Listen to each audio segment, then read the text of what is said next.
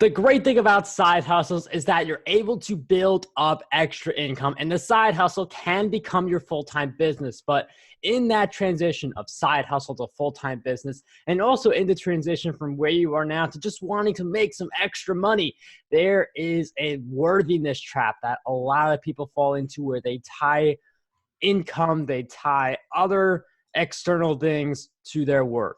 So in this session, we're going to help you push forward and make the extra income, hit the goals you want to make, but still feel worthy about yourself, about your mission, about your work throughout your journey. So our expert who joins us today is an international best-selling author, successful entrepreneur, and host of a popular online radio show turned into a podcast. Her book, Think Opposite, teaches people how to use the domino effect to change your business and change the world. Our expert who joins us is none other than Alison Donaghey. Alison, welcome. Hi, thanks, Mark. I so appreciate you being here and all the stuff that you are doing. It's just, you give so much value. And so to be a part of that is such an honor.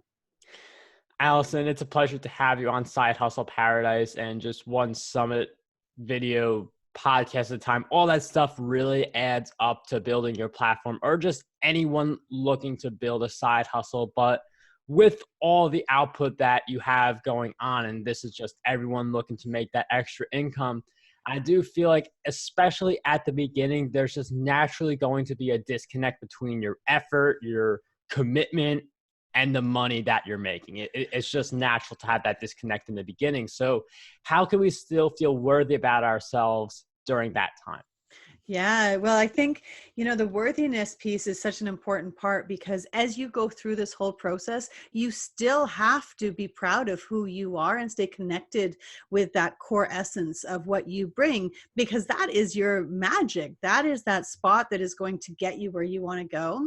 And there is a tendency when you are starting a side hustle is to look at other people, and then they're going to tell you how to be a clone of them.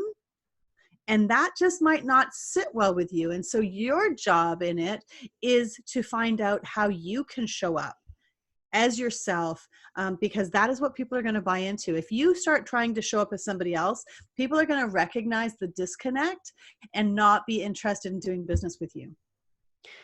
And that's a really great point, because with any side hustle, you like to look at someone who's been successful with it. If you want to be successful with self-publishing, you want to look at that six-figure author who's been there and who's done it, but you don't want to become that person on your quest to achieving your version of success. So how can we continue to have these different role models while staying true to the person and the work we want to produce? Yeah. Well, first of all, if we should take a step back, and by the way, this is kombucha. It's not white wine. Just so everybody out there, I'm not getting tanked while talking to you, just so you know. If we take a step back and actually look at what worthiness is for a minute, I believe, and I know this in my heart of hearts, is that every single person is born a miracle. We never look at a baby and go, oh yeah, no, not a miracle at all. We always go, whoa, it is so miraculous. Like, people have sex and then make that. Like, that is crazy cool. And because you are such a miracle, because you're miraculous, means that you have inherent worth. Then you're born and the world tells you you're not good enough. And then we spend the rest of our life trying to prove to the world that we are good enough. So when I talk about worthiness, this is the level I talk about worthiness at. This is not just like, oh, am I worth the BMW? Am I worth that new pair of shoes? That is not it. That is external surface stuff that will never actually make you fully happy if you're not connected to your own sense of worth. So I'm not asking you to tap into something that you don't already have. I'm asking you to remember how miraculous you are. So that having been said, when you are stepping into this and you're looking at other people and you're seeing what it is they're doing, the most important thing is to check back with yourself and ask yourself, does this feel right to me? Does this align with who I want to be in this world? And if I do that, will it feel joyful for me? Will it actually fuel me? Because there are things in my business, like I have people saying to me, you have to have a community on Facebook. You have to have a group. I hate that. So it feels heavy and horrible. And I know the people in my group probably picked that up from me. I will never be successful doing it that way. But it takes an awful lot of connection to your worth to be able to say, that's not a good method for me, and make up your own method. Be your own new path maker into this way of doing it that is completely 100% you.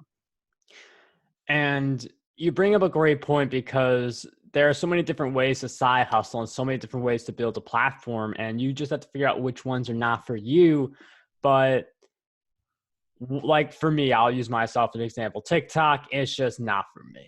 I don't know if it could be like, if you're watching this right now and you're blowing up and going viral on TikTok, more power to you. But TikTok is just not for me.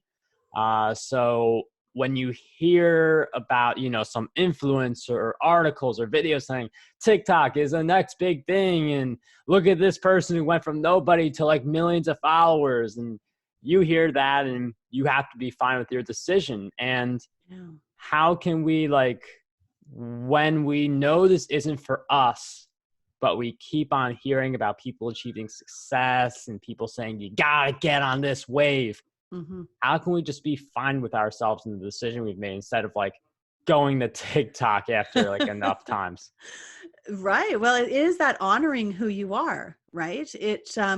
There are so many ways out there to connect with people.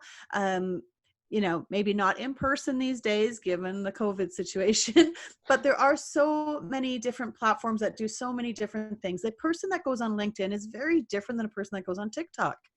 So find that platform, find that way of showing up, find that way of communicating that feels right for you, because it will feel like less work. If you are a writer, blog, don't do video. Stay, honest and true to who you are, so that you are going to attract the audience that appreciates that about you. And then you get to do more of what you love, as opposed to doing more of what you hate. So, what about if you did end up going on TikTok and then people demanded that from you? How miserable would you be in your life? Right? You could make all the money you want in the world, but if every day you woke up and went, oh my God, I got to come up with another TikTok idea, and I have to, do this, and I got to put on that stupid suit they want me, like whatever. It's never going to get you excited to get out of bed. And that's like, I don't wear suits when I do videos. Like this t-shirt, this is pretty much like the type of style that I go for, because it's the thing that works best for me. Other people like to suit up and they like that. Again, more power to them, but you got to figure out what is your worth and what do you feel good about doing. Now, one thing that can also happen is the worth can kind of make us fall into the comfort zone. So you feel worthy about yourself, you feel like you're doing great work, but your income stays the same. And you're not really doing too much to change it. You're just, let's just coast, or let's just be good enough. And like, I feel worthy. So how can we, we don't want to sacrifice our worth to chase something, like go more and more and more, but how can we not let our worth like derail us from going for more things? Well, the first thing that I would say is, maybe you are happy exactly where you are, and you don't, of course, he always has to come and visit at a time like this, right? He does what he wants when he wants. He has no problem with his self-worth. There are some people who get to a certain place in their life and you're like, I don't want to chase money anymore. I don't want to work any more hours. I don't want to have, I have 3 side hustles. I don't want any more. I'm happy where I am. Now that is different than just being lazy and sitting there going, oh, I don't want to work anymore. I just want 1 million followers. That is totally different. So be really clear if you are in this place where you're thinking that life is fine. Is it? Maybe the answer is yes. And if it's yes, own that. But if it's not, then you've got to ask yourself, okay, why am I not putting my best foot forward? Why am I not, doing that extra hour every day? Why am I not making that phone call? Yeah, and that's a great point. Like, there's a difference between, you've done the work, you feel happy with where you are, versus like you're not happy with the results and you're not doing anything about it. So I'm going to use real estate in this example because, you've got the whole passive income, and I'm going to use rental properties here. So I mean, if you have 7 to 10 rental properties that are producing cash flow and your debts are paid, I mean, you could be happy with that. That could be like, you just keep cruising with that. Some people, they'll go for like apartment units and want to have thousands of units. I mean, it's a matter of picking which approach you want to do. Do you want to go from the 7 to 10 rentals to that mega apartment complex, or are you happy with your 7 to 10 and what that's doing for you? So, and be honest about what they both look like. Like, if you don't want to deal with tenants and you're going to buy an apartment, you better make sure you are really good at keeping a manager happy and have them deal with it. So really get honest and look at what that picture of owning an apartment block is like and what that picture of only 7 units are like. Like, I have rental properties and I'm not normal. I rent below market value because I want my tenants to feel good about it. Like, I'm friends with my tenants. If they have a problem, they phone me. They take really good care of my property. If I was maxing them out, they would constantly be looking for another place to live. So for some people, it's worth it to get that short-term gain. And who cares what happens to the tenant? That doesn't align with my sense of worth. And so I need to have a different type of relationship with clients. And so or with tenants. So it's really important to really assess all of those different levels and what feels good to you. And I know this isn't real estate, but just being able to charge a lower price, you do get a type of tenant who's just happier to be with you. They recognize the fact that you underpriced and they're more likely to treat the property well. If you high price them, then, they're more likely to get out. And a month of vacancy, you need a lot of months of unvacancy to make up for that 1 month. And what if they stop paying their rent and you have to spend, $10,000 on a bailiff or whatever to get them out? And then what if they trash the place? What if they rip all the cabinets out of the walls, right? And so if for some people, they're like, I'm on it. I don't care. I will fight that fight. That fuels them. They feel good about it. I personally don't know how, but for them, that's how they want to go through their life. So who am I to judge that? For me, that's not. But if I tried doing things their way, I'd never sleep. I would be stressed out all the time. This probably would be wine in my glass. So get really clear on who you are. I have a great exercise that I do with people. Do you want me to share it now? Is this a good time? Yeah, definitely. It's called What's the Worst? So imagine that you are sitting in a restaurant and you overhear somebody talking about you or your side hustle or you as a landlord, whatever the case may be, whether it's multi-level marketing, I don't care. But there's somebody and they're talking about you and your business. What is the worst thing that you could hear them say? So I have a painting company. That's I've had it for 20 years. And if somebody said I wasn't the best painter, I'd go, ouch, that doesn't feel very good. But I really would just go back to eating and ignore them. If they said I didn't give value for the services that I provided, I would actually put my food down. I'd walk over and say, excuse me, I'm the owner of the company that you were talking about. How do I fix this? Like, what are you talking about? Because it would hurt my soul. Like, I would be devastated if I heard somebody say that about me or any way that I show up in the world. So if you can get really clear about what that would sound like, now you can actually model all of your business choices around that topic. And that's also a really great point to jump on, because that's how you get clear on core values. And it's how you get clear on, like, so if someone doesn't like your content, like, that's not too big of a deal, because, like, you don't want to, like, you can't please everyone. But if it's a former client who's really upset with the services you provided, that's when you have to look at that a little deeper, because that's a bigger concern and you will want to fix that type of an issue. So that's a great exercise. It's important to you. Yeah. Some people don't care. Some people are just like, I want the sale. I don't care if they're happy. All right. I would suggest they do some inner soul work, but if they don't want to, then what is important to them and how are they showing up well? So somebody who makes violins might say, I don't care if people think I'm a nice person. I don't care. But if they say my product isn't good, I will lose my mind. Right? So they put all of their energy not into being a nice person, because that's not what's important to them. They're putting all of their energy into making the best violin they could possibly make. And it's definitely going to be different for each person. I mean, just do some soul digging and you'll find what best works for you. I know for this worthiness session, we've talked a lot about the money side and building up your worth, but what would you say, because I know this is your topic, what would you say is some of the areas that prevent people from feeling worthy? Like, what are some of those roadblocks? Right. Well, those layers go super deep and we all have them. Like, do not think that if you are having any of these things that you are somehow less than anybody, because I do work around worthiness all the time. And find myself having these conversations. Like, something happened the other day and I'm like, why is this happening to me? And I'm like, whoa, that was a lack of worth statement. Right. So it happens. It's part of the human condition. So don't feel bad. Just start to recognize it.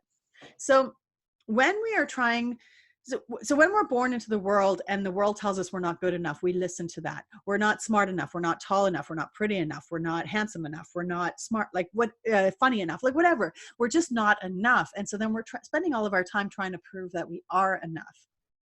So when we catch ourselves trying to get somebody else to like us, somebody else to approve of us, that is when we have to go, whoa, what is happening for me here?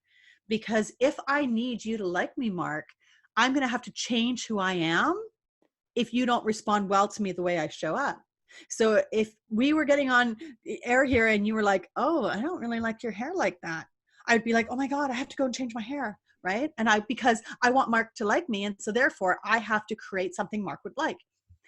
If I'm feeling content and okay with who I am and Mark says, I don't like my hair, I'm going to be like, fantastic. Don't look at it. Like, we're good. Let's talk about other things. It's a good job. I'm bringing more to this interview than my hair. And so really start paying attention to how you are adapting and shifting for another person. Those are like the big neon signs of things that you can look at. If you are forcing yourself to go on TikTok because somebody told you that you're nothing without that, you got to ask yourself, why am I trying to show this person that I'm something because I'm on TikTok? And I love this adaptability, because there are some moments where it is critical to adapt. Like when situations come up, you adapt, you become better. But when you're adapting just because someone else's opinion, and there's no, like, logically it doesn't make sense, but you want to appease the person's opinion, that's where the adaptability becomes an issue. So you do want to be careful about, like, think about what decisions you're making, but also why are you making each decision? What is the root? Because sometimes people think, oh, I'm going on TikTok. And again, we keep using TikTok as the example. I know some people could be super successful on it, but yeah, like, and great, good for them. Yeah. Yeah. But it's like, I'm going on TikTok because I hear it's good. That go deeper into that. Like, if you ask yourself why, and then another, like the why behind the why, like, I hear it's good. And then why is like, I don't feel good about what I'm currently doing, so I'll just grab for whatever works. And that's how you get deeper to figuring out what is the root cause as to why you're not feeling worthy. Mm-hmm. Yeah, absolutely. It does take some time, and the more you do it, the better you get at it. Right. So there's a system that I've created called Brave. And what it is it allows you, when you're about to react to a situation, it allows you to take a step back from that. So if something comes along and say somebody's like, oh my God, you are nothing without TikTok. And you go, oh, really? That feeling, that initial feeling of lasts 4 to 7 seconds. And then everything that goes on in your mind after that is a story. So if you can take that moment to breathe through those 5 to 7 seconds, now you're actually able to make a choice of how you want to react or respond to something. If you don't take that time, then you're going to dive into a project you might not want to dive into. So you're going to go, oh, I'm supposed to be on TikTok. Oh my God, where do I sign up? How do I get an account? Without even processing if it's something you want to be doing. Right? So there is a process around that. If you do nothing else but to breathe for those 4 to 7 seconds, preferably like 10 to 15 seconds, like just take really, really great breaths, really focus on that space at the bottom of your feet. Somebody told me about this. You know her, Amy and Carl. They do this thing where it's like focus on the bottom of your feet. And when you move all that energy there, you can't think about other things because your focus is elsewhere. So whether you're holding your hand together, whatever it is, create something to focus on other than what's happening in front of yourself. If you do nothing else but that, it will help you get to the place where you're actually going to be at choice. I mean, just that ability of thinking and reflecting before having impulsive actions and rushing into something, that's going to be vital for you to make the right decisions and not go down a path that makes you feel less worthy when you get out of it, if you get out of it. So that's something also to think about. One thing that I do think you guys should think about is following Alison and her work. So with that in mind, where do we go to keep following your work and journey? Easiest place is dominothinking.com. So that's my website. It has my blog on there. It has the Brave, so you can download that for free. There is no strings attached. You can just download it, practice it. There's a video that explains how it all works. And the program that I offer, my podcast, all of it is on there. So that's just the easiest place. And if you want to hit me up and send me an email, I do answer all of my emails because you matter. It just sometimes takes me a little while, but I will answer. DominoThinking.com. Go ahead and check out the links down below. Alison, thank you so much for joining us on Side Hustle Paradise. It was a pleasure having you here today. Thank you so much. I always love spending time with you.